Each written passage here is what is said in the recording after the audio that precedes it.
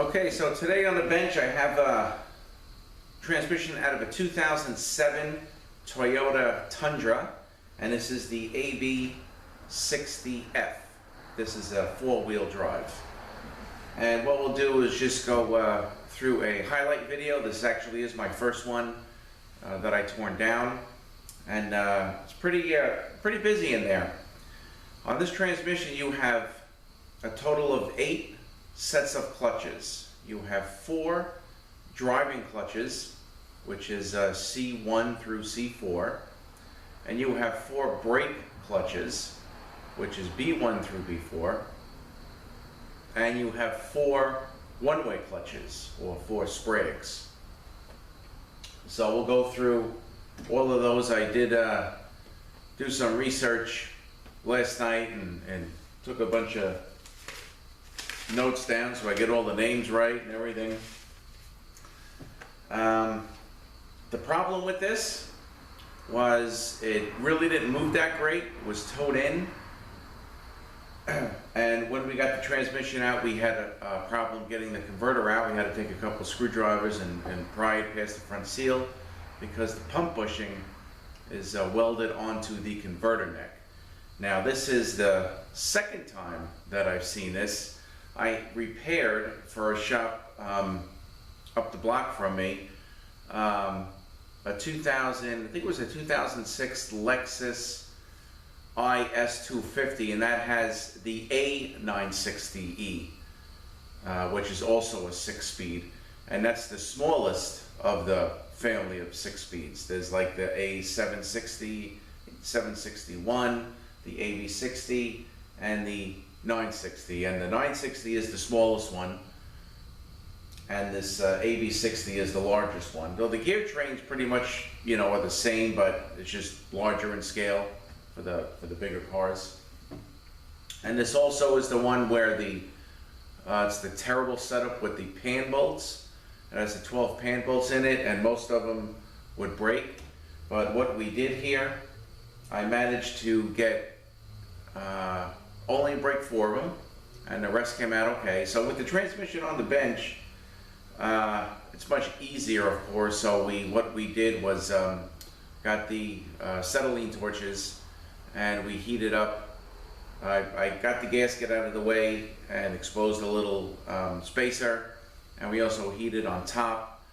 And I'll tell you, as soon as it got hot and the aluminum expanded, they spun out, but the spacer was still stuck on there. But at least I didn't break the bolt. I didn't break the bolt when they were spinning out. I can only spin it out so far before it started bending the pan up. So I just did them all together a little bit, and eventually the pan came off, and they were still like stuck. And this was in the pan, so I had a plier, and then I used just my small electric gun just to try to break it loose, and I still broke the head of the bolt off of this one. So I mean, it's a terrible setup. So I have searching for some bolts, and the spacer should come new in the overhaul kit, which I'm also waiting for. And then of course I'm going to put them back with never sees, and certainly try to keep the moisture out of there for the next person that may drop the pan on this thing. So what else on this? Also the input shaft drum, this is the C1 and the C4, and that, I'll show you those fictions. That thing is totally fried, to the point where I just ordered another drum, because I can get the steels from my supplier, but then I got to get snap rings and pressure plates, and if there's wave steels on this thing, but everything is so fried you can't even tell what's what. Would all have to come out of the dealer, and I'm sure it's all selective, and just easier to get a whole nother clean drum setup to use. Molded pistons. Molded pistons are very expensive. There's 3 of them. They're about $100 each. So I spoke to one of the guys I use for hard parts, and he says, and I got the pump from him too. The pump is very nice, and he says the drum is perfect, it's clean, you know, you can use everything in it. All right, so let me get a little closer, and then we can start with what the problem was. I'll show you the problem and what's bad, and then we can just start going through the transmission. And also this AB60, which I also want to show you. I just got to grab this stuff so I don't forget. This is the only 6-speed in the family of the 6-speeds that actually has 2 harnesses right next to each other. And just this small harness is for the SL2 solenoid. I'm honestly not sure why they did that. And this also has 2 temp sensors, kind of like the A750. I have the function of those sensors written down, and then the rest, of course, are the solenoids. All right, so let me get a little closer here and start by showing you the pump. I have my replacement pump, but nothing was really local. The banner kit, which consists of the kit, overhaul kit with all the clutches, is coming from out of state. This is coming today. The banner kit is also coming today in the converter. I have to find out who has that. All right, so let me get a little closer here, and we'll just go through it. It's like a highlight video. I like to do that for the first one that I tear down, so I can kind of get familiarized with the transmission. So when I get another one, and I don't know, it seems like these pump bushings spinning out may be a common issue, because this is the second one in a row that I've had. Then we can do a full teardown video. But it's pretty busy in there. Again, you know, I mean, there's between a total of 8 sets of clutches in this thing. What else? Okay, so I guess that's about it. Let me get a little closer, and we will get started. Okay, first here is the pump, old pump with the inverter. You can see that thing is totally shot. And here is the torque converter with the bushing that I cannot even move it out. So that's on there pretty good. But I do have my replacement pump, which is a very nice clean pump. Even the bushing looks good.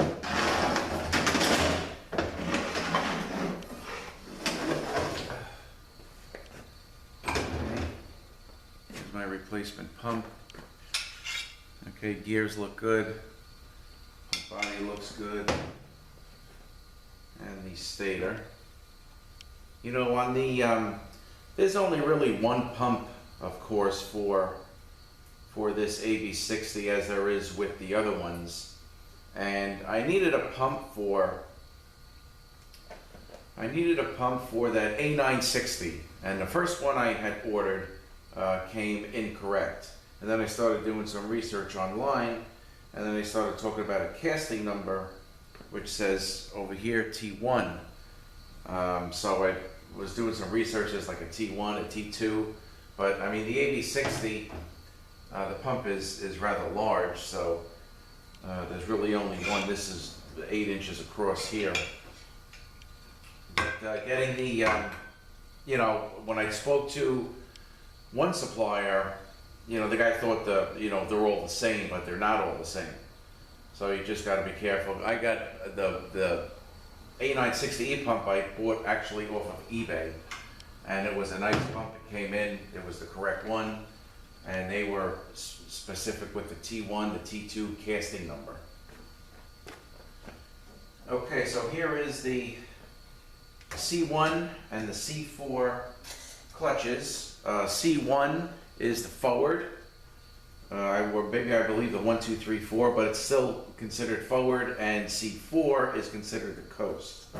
So let's see. Okay, so this is. I think honestly the only reason why this moved is because a couple of these are, you know, stuck together, jammed together.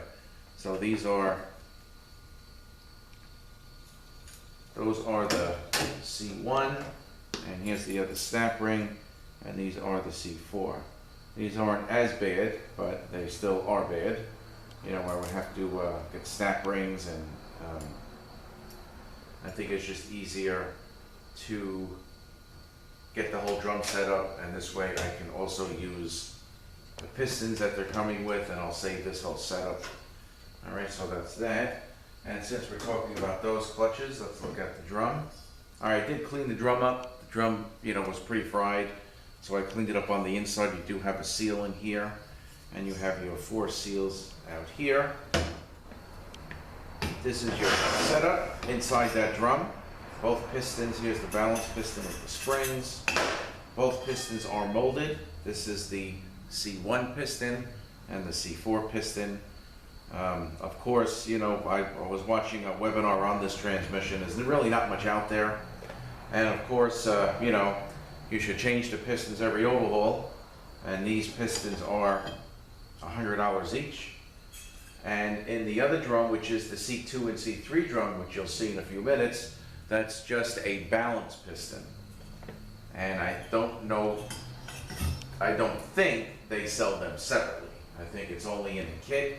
It's either a batter kit with pistons or it's a piston kit. I don't think you can get them separately. Okay, so that is the C1, C4 clutch drum. Okay, now let's take a look at the C2 and C3. And the C2 is 4th, and C3 is a 3rd and reverse.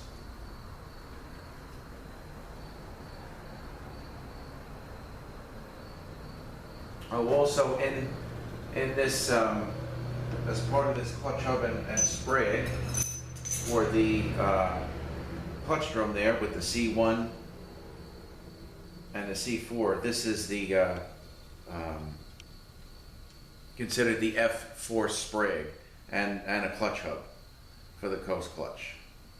That also goes with that input clutch drum. Okay, so this setup here is similar to the U660 on how this works. There's a piston on the back and it pulls the drum to apply the clutch. So here is the C3 piston and return springs. So that actually sits on there, and then you put the snap ring on. You know, that sits back here. All right, and then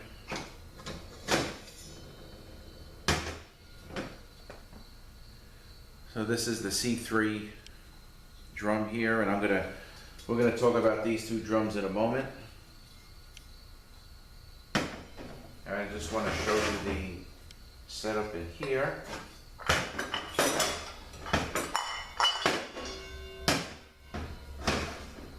All right, here is the C2, then you have your springs, and then this is the 3rd molded piston, the balance piston here. Okay, now, as far as these drums go, these drums kind of have to be lined up, and let me explain to you what I mean by that. This tab here, there's a few of these tabs. I'm hoping you can see that. There's one here, here, here.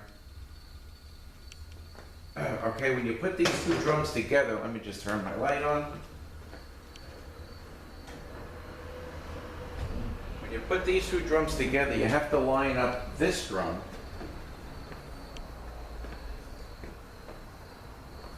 with these here.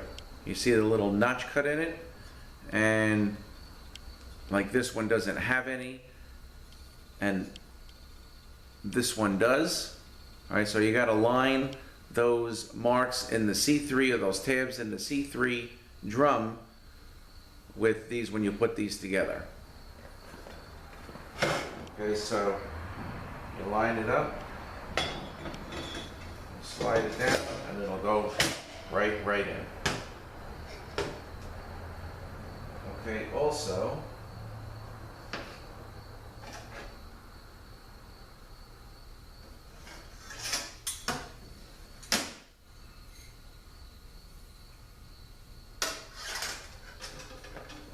Also, you have notches cut out here, you know, like 4 of those.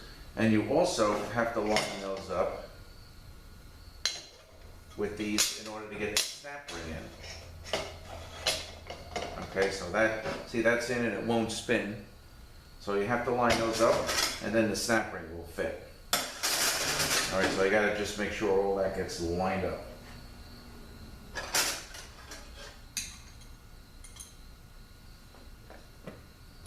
All right, and this is the C2.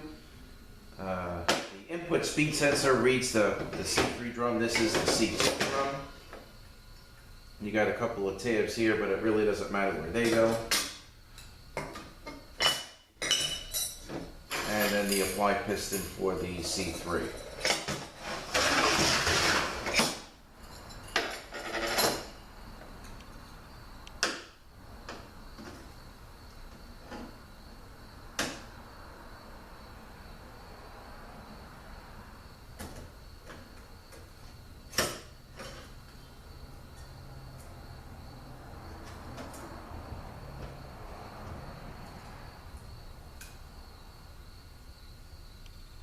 Here's the frictions here for the C2 and the C3.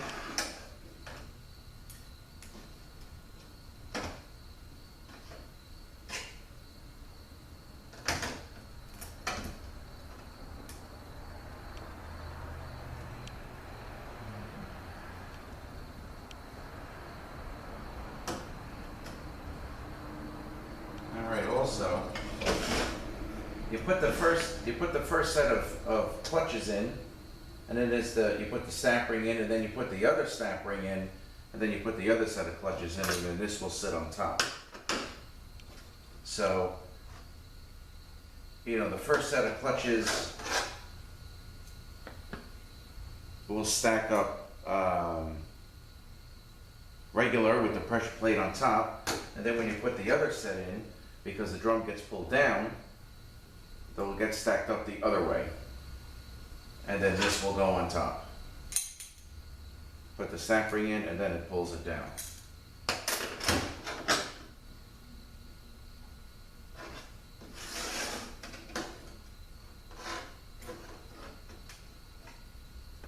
Okay, so that is that.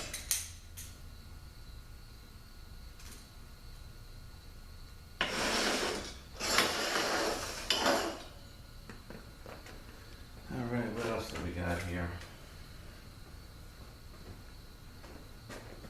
Right in the bottom of the case, a reverse piston and springs. A little bit of a pain to get to, but I got it.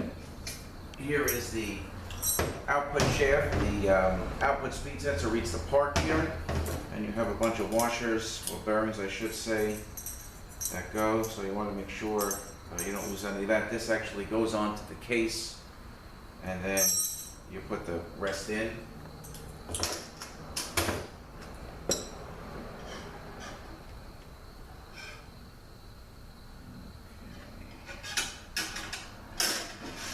Here's the rear part, the rear, I guess the intermediate shaft as you call it, which will go into the rear planet there. And this sprag is that is, I believe, the F3 sprag. Okay, so this really can't come out, but, and then you have a clutch hub here, and I'll show you those frictions. And those frictions are the B4. Okay, so with these, let's see.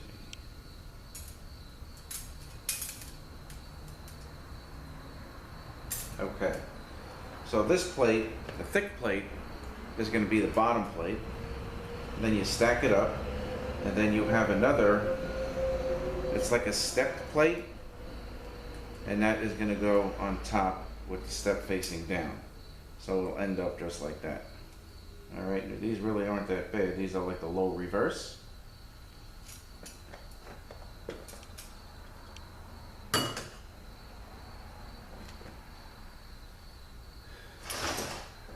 Okay, and now these here, those are These are the B2, and B2 is 6th gear.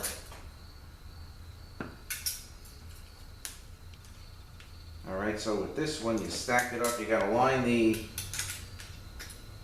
apply hole up into the case, and then there's gonna be a couple of seals that go down there to seal that. And then this will sit in, this goes on, and then you stack it up, and then the last is the pressure plate, which will line up with the springs, and then you gotta get the sapling in.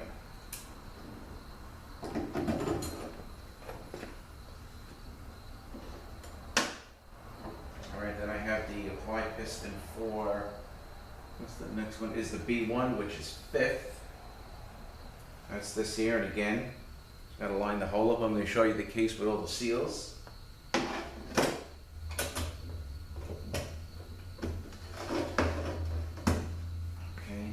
that's this here.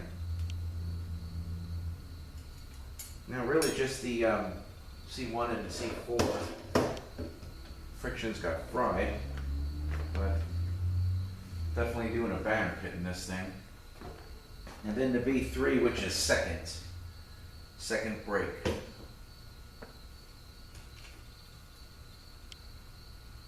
That's those, and I gotta still take this apart.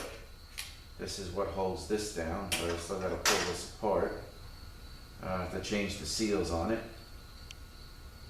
And again, you line this up, the apply hole, and the case for your seals.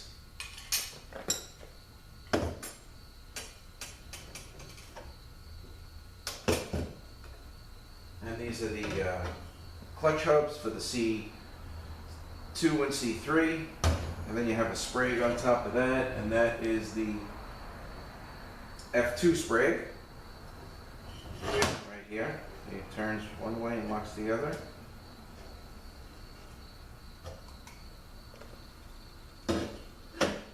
And then the F1 sprig is within this gear train right here. Here's the F1. And then this is the gear train here. Little sun gear, planet, you got a washer or a bearing race. This will come out. And the planet here.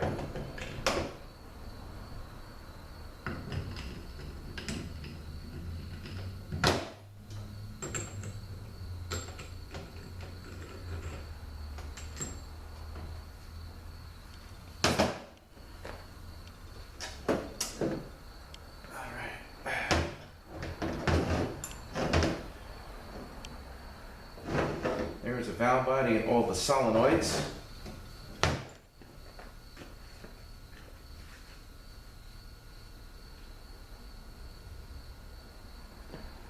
And you know, if you have a bad solenoid, the most confusing thing when ordering this stuff is you'll hook up your scan tool and it'll say, you know, shift solenoid to electrical, shift solenoid B electrical. And then when you go to order it, these usually have to come out of the dealer. And when you go to order it, they have a totally different name for the solenoid.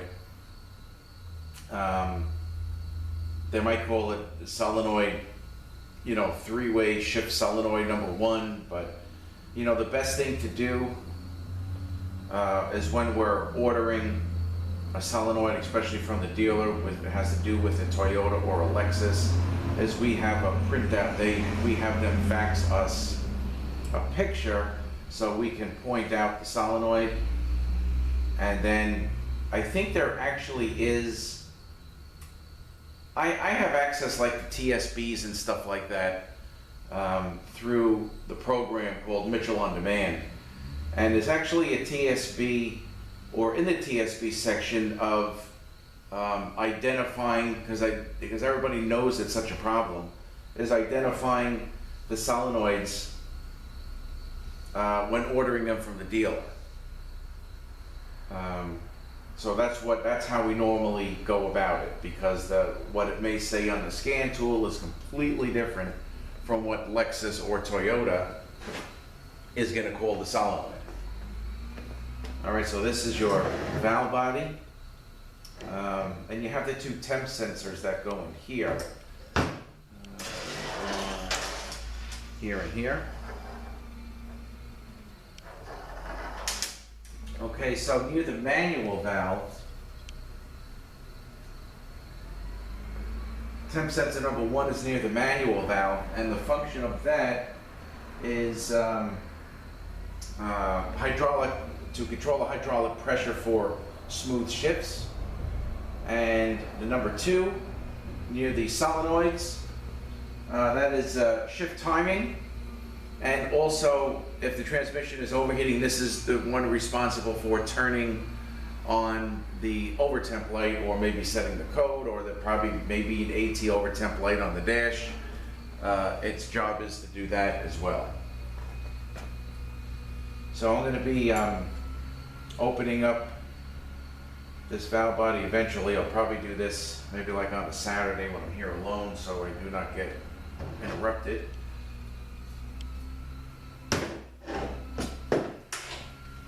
And here again on the harnesses, I'm going to show you the case. This is again the only one that takes two harnesses. Here's the linkage that I took out. Now I elected to take this whole thing out as one, is because a lot of times this, you try to get this nut out, it's going to break.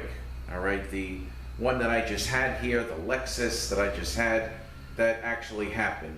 So one of the things I had to do, which I did make a video on, replacing the pump and replacing the linkage, taking the valve body off, putting it back on, and replacing this arm with a new washer and nut. So had a feeling that this was probably going to break, so I just elected to take the whole thing out, and I'll just put the whole thing back like this. All right, so let me get the case up here.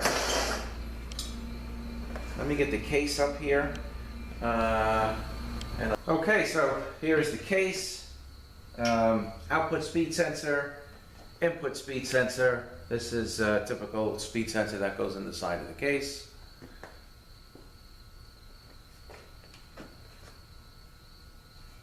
All right, now, turn around.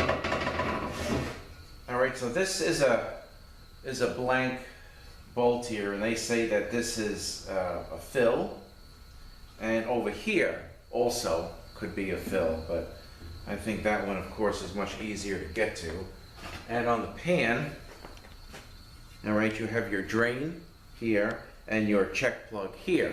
But you know, you can also, when we were doing drains and doing drain and fills on these, I have a pump that pumps the fluid in. You also have to pump the fluid in here too, and we were also filling it right through here. So you basically just fill it, you know, until it comes out, and then you cap it, you start it, and then you fill it again. So the pan got a little bent out of shape, so, but I think it's something that, you know, we can certainly fix, so I don't have to replace the pan. Just the bolts are the problem. So that's the pan there. And again, your drain and your check here.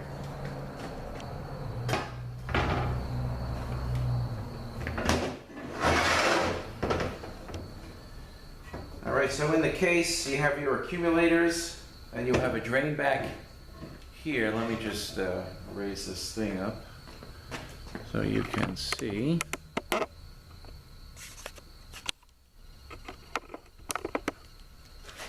Okay, this is your drain back.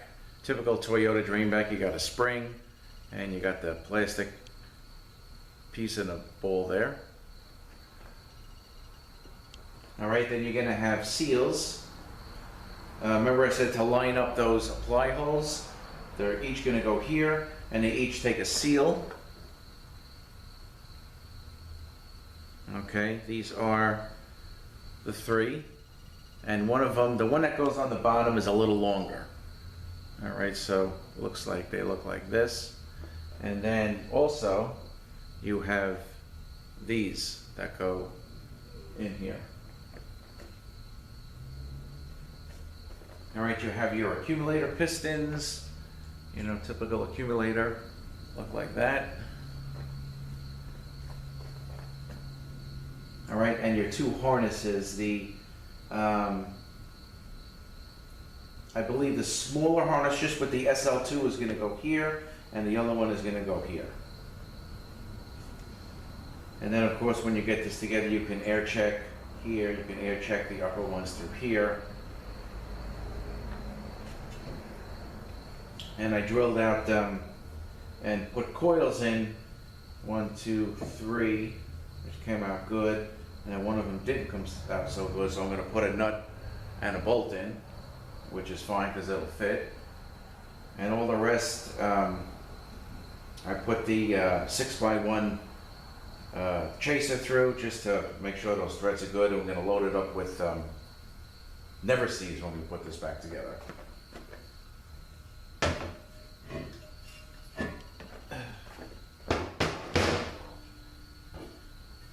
And here is the tail housing. Of course, your transfer case will bolt to here. You got a couple of linkage bolts here that get weathered like the pan, but this one was okay. This one broke, but I managed to, drill this out perfectly center, keep drilling it larger and larger, and it got to the point where I can see the original threads, and I just took this is 8x125. I ran it through, and I saved the original threads and put a bolt in it.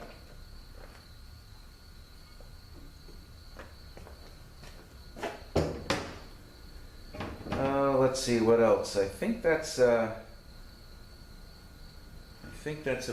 it. Let me just give you a shot at the filter.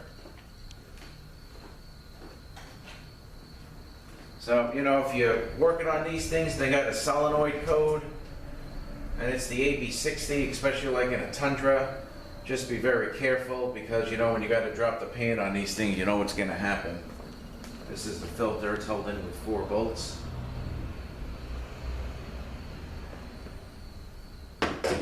So the one I think that I had, the one I have the video on, I think like 8 bolts broke. So, and that solenoid, I think the solenoid's like $300, so I had to charge them to drill the 8 bolts out. The solenoid and oil and stuff like that, I think they're coming out to probably like $1,000 or something like that.